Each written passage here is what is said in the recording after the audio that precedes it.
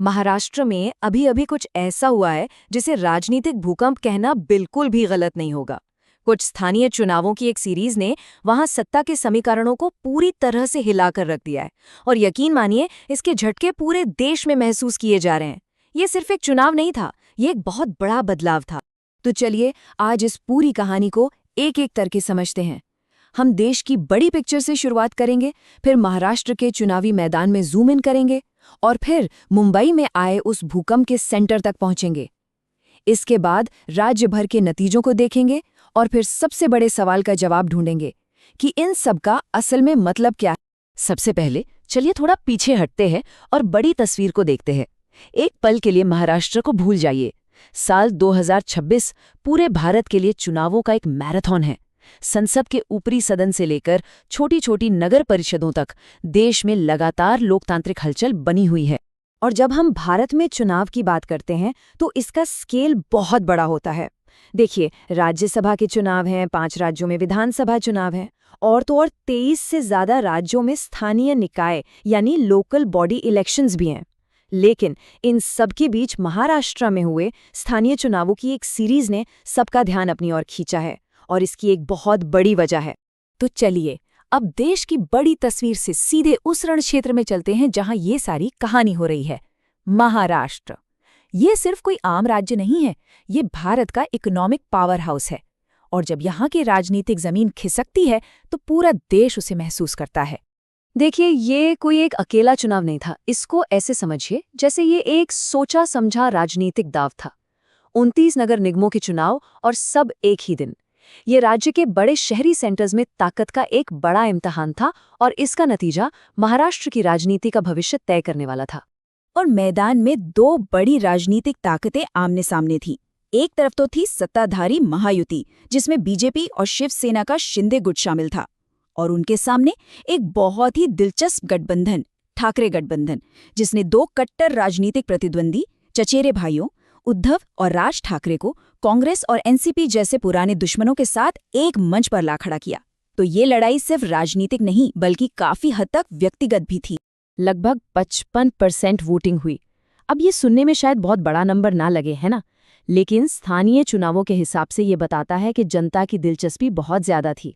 लोग पूरी तरह से जुड़े हुए थे और वो अपनी राय जाहिर करने के लिए बाहर निकले।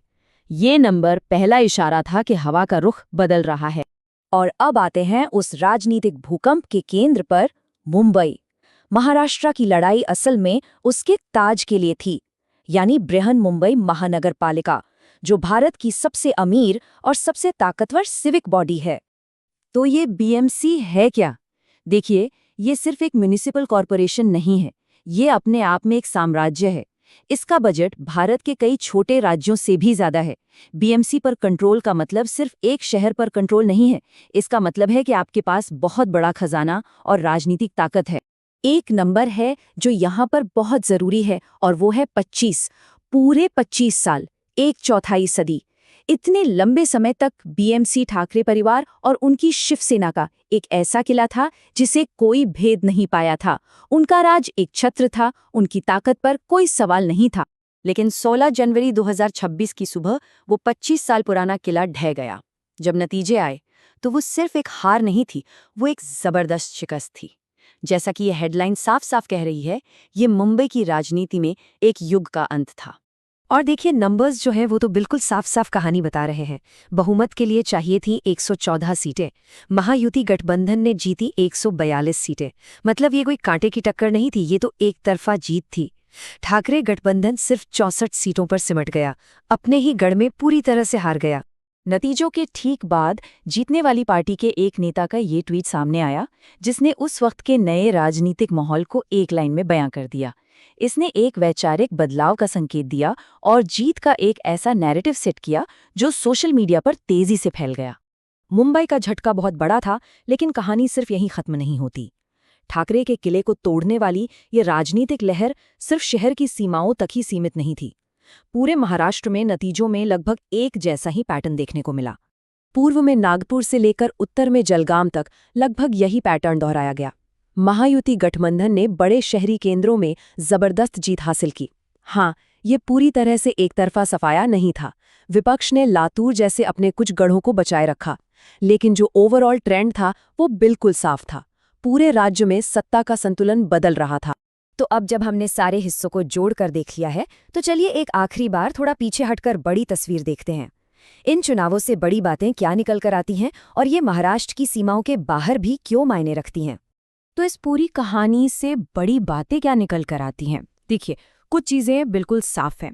पहली, महाराष्ट्र के शहरी इलाकों में सत्ता का एक बड़ा शिफ्ट हुआ है। दूसरी, सत्ताधारी महायुति गठबंधन पहले से कहीं ज्यादा मजबूत हुआ है। तीसरी, ठाकरे परिवार के लिए ये उनके पारंपरिक गढ़ में एक बहुत बड़ा झटका है।